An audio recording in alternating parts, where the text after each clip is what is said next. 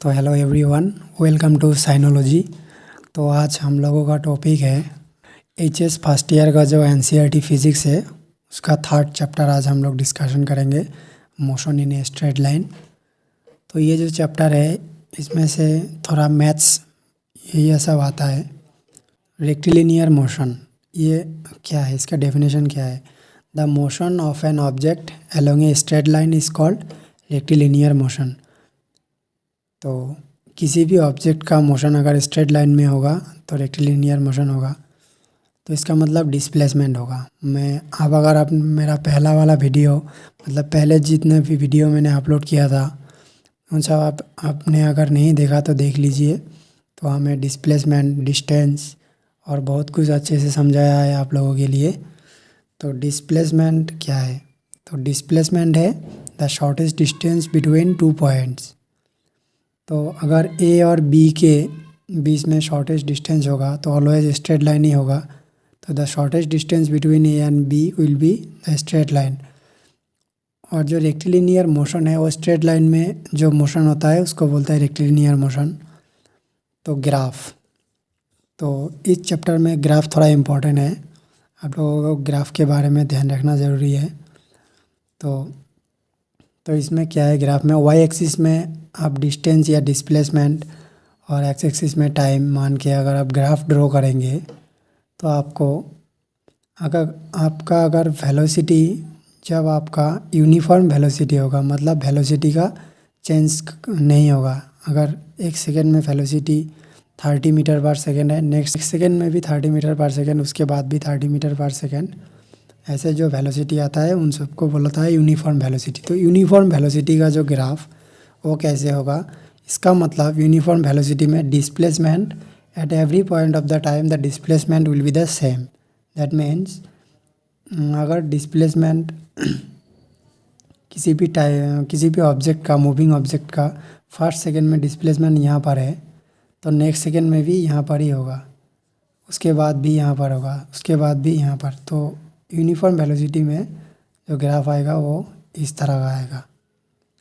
तो अगर velocity plus होगा तब क्या होगा, तब इसका मतलब डिस्प्लेसमेंट टाइम टू टाइम वो जितना भी टाइम बढ़ेगा वेलोसिटी भी उतना ही बढ़ेगा। इसका मतलब अगर किसी ऑब्जेक्ट फर्स्ट सेकेंड में 2 मीटर डिस्टेंस ट्रैवल करता है तो नेक्स्ट सेकेंड में 3 मीटर, उसके बाद 4 मीटर, 5 मीटर, तो वो ग्राफ कैसे होगा, तो इस तरह का होगा।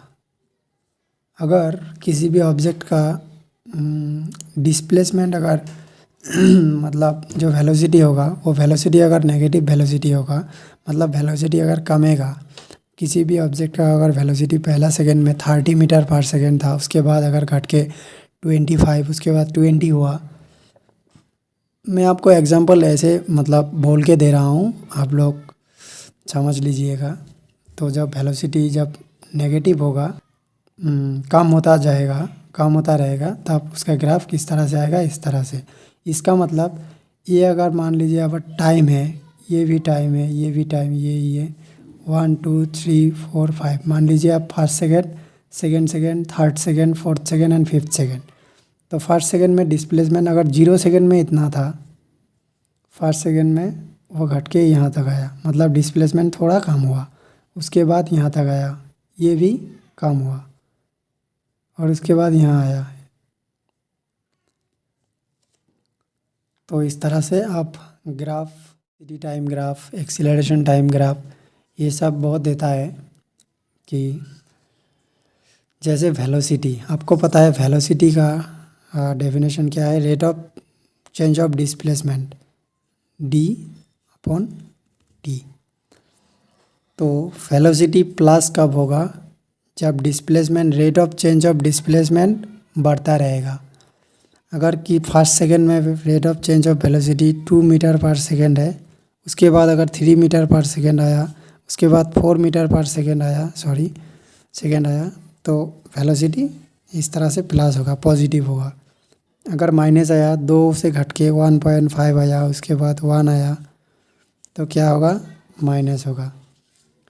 और अगर एक्सीलरेशन जीरो, पहले तो आपको एक्सीलरेशन का मतलब डेफिनेशन पता होना चाहिए। एक्सीलरेशन का डेफिनेशन है rate of change of velocity dv by dt और v by T equal to A. इसका मतलब ए जीरो है, मतलब v by T equal to zero.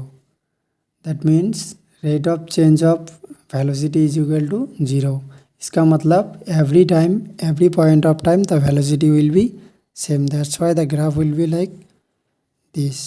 The graph will be straight line. a equal to zero graph. अगर आपको question दिया जाए कि a equal to zero graph, a equal to zero का वेलोसिटी टाइम ग्राफ क्या होगा, तो ये होगा यूनिफॉर्म वेलोसिटी का जो ग्राफ है वही होगा। तो इसमें क्या होगा, uniform acceleration. That means rate of change of velocity is equal to zero. और आप कह सकते हैं कि rate of change of velocity मतलब इक्वल है एवरी टाइम के लिए। और एक टर्म है इंस्टेंटेनियस वेलोसिटी। तो ये नाम से ही पता चलता है आपको कि इंस्टेंटेनियस, इसका मतलब इंस्टेंट ऑफ टाइम। तो velocity, the velocity at any instant of time, that is called instantaneous velocity.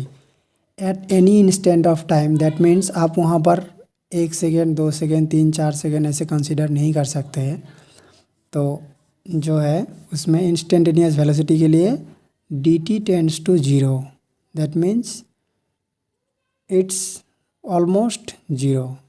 किसी भी ऑब्जेक्ट का इंस्टेंटेनियस वेलोसिटी जब आप कंसिडर करेंगे, दैट मीन्स वहाँ पर टाइम डिफरेंस ज़ीरो। जब आप इंस्टेंटेनियस वेलोसिटी कंसिडर करेंगे तब dt will be almost zero. That means time बहुत ही कम है। तो इंस्टेंटेनियस वेलोसिटी का फार्मूला है v equal to dx upon dt। dx means rate of change of displacement x2 minus x1 by t2 minus t1। ये जो t2 minus t1 है ये है टेंड्स टू ज़ीरो, मतलब इसका जो टाइम डिफरेंस है ये बहुत कम है। तो यहाँ पर जो वेलोसिटी आएगा उसको ही बोलेगा इंस्टेंटेनियस वेलोसिटी। अगर आपको कोई डाउट है तो आप कमेंट में ज़रूर बताइए। आप एक्टिवली देखते रहिए वीडियो को और सपोर्ट कीजिए, जितना भी हो सके शेयर कीजिए और सब्सक्राइब कर दीजिए साइनोलॉजी चैनल को। तो इस चैप्टर में और भी बहुत कुछ टर्म है, वो सब कुछ कवर करना ज़रूरी नहीं है। जितना भी बेसिक है आप लोग पढ़ लीजिएगा और थोड़ा मैं आपको कॉन्सेप्ट देने की कोशिश करूँगा। तो इस चैप्टर में अगर ज़्यादा से ज़्यादा क्वेश्चन आता है तो इसी टॉपिक में से आता है, इक्वेशन ऑफ मोशन। तो straight line, motion in straight line को जो चैप्टर है थर्ड चैप्टर, उसमें से इक्वेशन ऑफ मोशन ये बहुत इंपॉर्टेंट है। तो कितना इक्वेशन है, कुल तीन इक्वेशन है। v equal to you plus A T. जो v है मैं नीचे लिख दिया, v है फाइनल वेलोसिटी, u है इनिशियल वेलोसिटी। u को यहाँ पर v नॉट भी लिख सकते हैं आप। a है एक्सीलरेशन और t है आपका रिक्वायर्ड टाइम। अगर एक्सीलरेशन पॉजिटिवली हो रहा है, मतलब एक्सीलरेशन बढ़ रहा है, तब v equal to you plus A t s equal to u t plus half a t square, v square equal to you square plus 2as। ये तीन इक्वेशन एप्लीकेबल होंगे। और अगर a नेगेटिव हो रहा है मतलब रिटार्डेशन हो रहा है किसी भी मूविंग ऑब्जेक्ट का, तब a माइनस आएगा। v equal to u minus a t, इस तरह से ये दो u t minus half a t square, u square minus 2as, इस तरह से आएगा। तो अब हम मतलब v equal to you plus A t, ये सब इक्वेशन मतलब इसको डिड्यूस किस तरह से किया जाता है वो अब हम देखेंगे। जो पहला इक्वेशन है v equal to you plus A t, आपको ये सब इक्वेशन करने के लिए आपको वो जो वेलोसिटी, एक्सीलरेशन, ये सब का डेफिनेशन याद होना ज़रूरी है। और मैथमेटिकली उसको कैसे लिखते हैं वो सब भी जानना ज़रूरी है। तो v equal to you plus A t आप कंसिडर कर लीजिए। मैं उतना नहीं लिख रहा हूँ, आप लैंग्वेज हो जो है आप खुद ही लिख सकते हैं। तो इसको प्रूफ हम करेंगे। अगर एक मूविंग ऑब्जेक्ट ए से स्टार्ट होकर बी तक जाता है तो एक्सीलरेशन है, वेलोसिटी आएगा। तो वेलोसिटी है, इसका मतलब डिस्प्लेसमेंट आएगा। तो डिस्प्लेसमेंट जो आएगा इसका मतलब स्ट्रेट लाइन होना ज़रूरी है। तो वहाँ पर आप इस तरह से ये सब ऐसे डिस्टेंस नहीं कंसीडर कर सकते। तो डिस्टेंस अगर कंसीडर करेंगे तो स्पीड आ जाएगा। स्पीड एक स्केलर क्वांटिटी है। अगर स्पीड है तो वहाँ पर एक्सीलरेशन नहीं आएगा। एक्सीलरेशन होता है आपका rate of change of velocity, इसका मतलब vector rate of change of vector quantity जो है। तो अगर किसी भी ऑब्जेक्ट का इनिशियल वेलोसिटी है u और t टाइम ट्रैवल करने के बाद एक्सीलरेशन a से एक्सीलरेट किया है और इसका फाइनल वेलोसिटी होता है b। सपोज़ आप मान लीजिए आप बाइक में ट्रैवल कर रहे हैं। अब जब बाइक स्टार्ट किए हो तब आपका तो वेलोसिटी ज़ीरो ही रहेगा। तो उस केस में क्या होगा, v equal to a t, इसका मतलब u इक्वल टू ज़ीरो। और अगर आपको कंसीडर किया जाए कि आप मूविंग ऑब्जेक्ट में है, मतलब आप बाइक चला रहे हैं, तो एक पॉइंट ए में आपका वेलोसिटी है 25 मीटर पर सेकेंड और 4-5 मिनट चलाने के बाद आप एक्सीलरेट करके मतलब rate of change of velocity बढ़ा के जब आप बी पॉइंट में पहुंचेंगे तब आपका वेलोसिटी आप मान लीजिए कि 30 मीटर पर सेकेंड हो गया। तो rate of change of velocity कितना हुआ, 30 माइनस 25 इक्वल टू 5 मीटर पर सेकेंड, ये है डी और टाइम कितना था, टी इक्वल टू 5 मिनट। पहले तो आपको वो जो मैं पहला जो क्लास था एचएस फर्स्ट ईयर का, मैं उसमें आपको बताया कि जितना भी क्वांटिटी है पहले उसको एसआई यूनिट में कन्वर्ट करना होता है। जैसे 5 मीटर पर सेकेंड, यहाँ पर मीटर भी ऐसा यूनिट है, सेकेंड भी ऐसा यूनिट है, लेकिन 5 यहाँ पर दिया है कि मिनट ऐसा यूनिट नहीं है। तो ऐसा यूनिट क्या है, सेकेंड। तो 5 मिनट को पहले आप टी को आप जब जब ऐसा यूनिट में कन्वर्ट करेंगे तो 5 इंटू 60, 1 मिनट में 60 सेकेंड होता है, इसीलिए 5 मिनट में 5, इसका मतलब 30 सेकेंड। तो एक्सीलरेशन क्या आएगा आपका, ये आएगा d v by d t, और टी लिख सकते हैं आप टी 300 और ऊपर में क्या होगा 5 तो ये होगा मीटर पर सेकेंड स्क्वायर। तो मैं आपको v equal to you plus A t proof कराने वाला था, लेकिन थोड़ा मैथ्स आपको समझाने के लिए ये एग्जाम्पल लेके कर रहा हूँ। तो मीटर पर सेकेंड स्क्वायर, तो एक चीज़ आपको अगर आपको कोई भी क्वांटिटी मिल जाए उसको आप डायमेंशन लिख लीजिए। तो ए का डायमेंशन क्या होगा, तो ये आपको याद करने के लिए, लॉन्ग टाइम याद करने के लिए ए का डायमेंशन आप लिख लीजिए मीटर पर सेकेंड स्क्वायर। मीटर किसका होता है यूनिट, लेंथ का, इसका मतलब एल आएगा, और सेकेंड स्क्वायर मतलब टी माइनस 2। तो ये होगा एक्सीलरेशन का डायमेंशन। तो इस तरह से वेलोसिटी का डायमेंशन होगा। यूनिट क्या है, मीटर पर सेकेंड, इसलिए आएगा L upon T, L T minus 1, ये होगा वेलोसिटी। तो अब हम देखते हैं, तो अब हम v equal to you plus A t इसको प्रूफ करते हैं। तो मान लीजिए ए पर है, अभी आपने देखा ए से बी आया, टाइम लगा टी और एक्सीलरेट किया ए, और इनिशियल वेलोसिटी कितना था यू, और फाइनल वेलोसिटी जाके पहुंचा तब वेलोसिटी हुआ बी। तो आपको पता है कि एक्सीलरेशन का फॉर्मूला क्या है, एक्सीलरेशन का फॉर्मूला है A equal to V upon T. तो ए है average velocity, A equal to average velocity upon time. तो एवरेज वेलोसिटी कितना हुआ, ये आपको डी वी लिखना है यहाँ, और डी टी भी लिखना है यहाँ। तो यहाँ पर वेलोसिटी का डिफरेंस क्या है, तो टी सेकेंड जब शुरू हुआ था तब उसका वेलोसिटी था यू, और बाद में जाके कितना हुआ वी। तो वेलोसिटी का डिफरेंस है वी माइनस यू, कितना टाइम में, T. Therefore A equal to V minus you equal to, therefore आप simplify V minus you equal to 80, therefore V equal to you plus 80। ये हुआ पहला वाला प्रूफ। तो ये सबसे इजी है। तो अगर आपको कोई क्वेश्चन दिया जाए कि एक bike suppose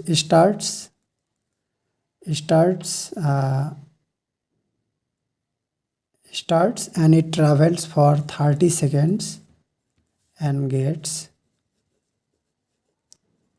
a velocity 30 metre पर सेकेंड। तो इसका एक्सीलरेशन क्या आएगा? तो v equal to you plus A t इस इक्वेशन में जब आप करेंगे तो ये बाइक स्टार्ट्स, इसका मतलब इनिशियल वेलोसिटी कितना था? 0, रेस्ट से स्टार्ट हुआ।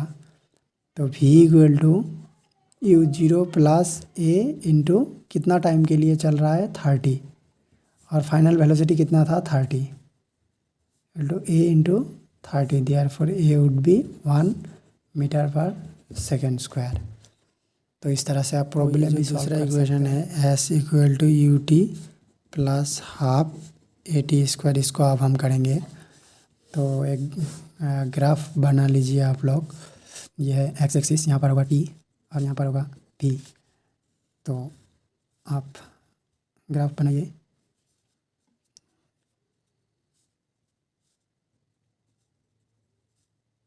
ये वी नॉट, तो इसको मैं यू लिखा तो आप वी नॉट भी लिख सकते हैं। तो ये जो है ये क्या है? एक ऑब्जेक्ट 0 से स्टार्ट हुआ, ओके, टी सेकेंड में आके वो यहाँ तक पहुँचा, ए बी सी या मान लीजिए डी। तो इसका जो फाइनल डिस्प्लेसमेंट है वो फाइनल डिस्प्लेसमेंट कितना हुआ? आप मान लीजिए फाइनल डिस्टेंस ये कितना ट्रैवल किया? एज डिस्टेंस ट्रैवल किया। एज डिस्टेंस कैसे ट्रैवल किया? पहला तो है जो आपको इसका मतलब ये जो होल चीज़ है इसका सरकमफरेंस जब आप करेंगे तभी आपको आएगा कि ये कितना डिस्टेंस या डिस्प्लेसमेंट कितना ट्रैवल किया। तो इसका सरकमफरेंस क्या होगा? इसका सरकमफरेंस होगा जो ए बी सी जो है ट्रायंगल है, ट्रायंगल ए बी सी का जो एरिया है,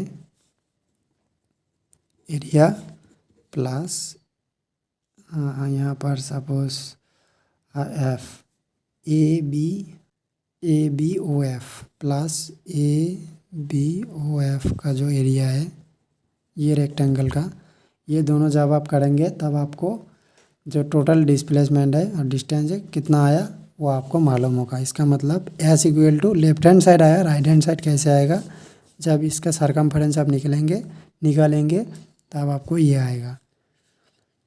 तो पहला बात तो ये है कि ट्रायंगल का आपको एरिया का फॉर्मूला मालूम होना चाहिए, half into base into height, GST height, और रेक्टेंगल का आपको पता है लेंथ इंटू ब्रेथ। तो हाफ इंटू इस ट्रायंगल में आपका बेस क्या है? तो बेस है ए बी। तो ए बी एक्चुअली क्या है? ए बी है टोटल टाइम इंटू हाइट क्या है? हाइट है बी सी, भी माइनस भी नॉट प्लस, और ये जो है रेक्टेंगल, उस रेक्टेंगल का लेंथ इंटू ब्रेथ, लेंथ क्या है? टी, और ब्रेथ क्या है? तो इतना तक भी है और यहाँ से भी माइनस भी नॉट है, मतलब ये कितना होगा? भी नॉट। तो ये भी नॉट होगा, टोटल भी होगा, तभी तो ये भी माइनस भी नॉट आएगा इतना। तो t into v naught half into t into, आपको पता है कि v equal to you plus A t, therefore v minus you equal to a t, और यहाँ पर v equal to v naught लिखा है तो u की जगह भी नॉट लिखा है। तब हाफ इंटू टी इंटू इस पर यहाँ पर आप लिख सकते हैं ए टी प्लस भी not into T, half into A t square plus भी नॉट टी। तो भी नॉट नहीं, आप यू लिख लीजिए, मतलब आप कुछ भी लिखिए, भी नॉट या यू, मैं यू लिखता हूँ, you t plus half a t square. तो किसी भी मूविंग ऑब्जेक्ट अगर 0 से स्टार्ट किया और t सेकेंड में जाके इसका वेलोसिटी कितना हुआ, ये c तक आया और c तक आया, तो ये कितना डिस्प्लेसमेंट वो ट्रैवल करेगा, तो s equal to u t plus half a t square, ये आएगा। ये सेकेंड इक्वेशन का प्रूफ। और जो थर्ड इक्वेशन है v square equal to you square plus 2as, इसको आप किस तरह से डिड्यूस कर सकते हैं वो अब हम देखेंगे। तो जो पहला इक्वेशन था वहाँ से क्या मिला था आपको, v equal to you plus A T. तो इसको आप दोनों साइड से स्क्वायर कर दीजिए, V square equal to you plus A T whole square. तो इसका क्या होगा, U square plus 2u a t plus A square T square.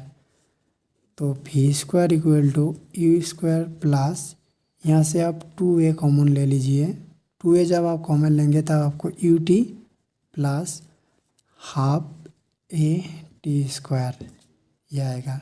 क्यों आएगा, तो आप 2a से इसको मल्टीप्लाई कर दीजिए तो ये आएगा, आप देख लीजिए यहाँ पर। तो 2a into half a t square, half 2 cancel जाएगा और ए स्क्वायर टी स्क्वायर, तो ये आएगा। तो अल्टीमेटली ये आएगा। तो इसका क्या है, तो 2 नंबर इक्वेशन में आपको मिला था, ये क्या है, ये है एस। तो यू स्क्वायर प्लस 2as, ये आपको डिड्यूस करने दे सकता है। तो डिड्यूस करने अगर आपको दिया जाए तो आप इस तरह से करेंगे। तो ये जो 3 इक्वेशन है ये आपका सॉल्व हो गया। तो अभी इन इक्वेशन को डिफरेंट मतलब with the help of calculus इसको कैसे डिड्यूस करते हैं वो हम अगले पार्ट में अब हम जानेंगे। तो देखते रहिए हमारे चैनल को और सब्सक्राइब कर दीजिए।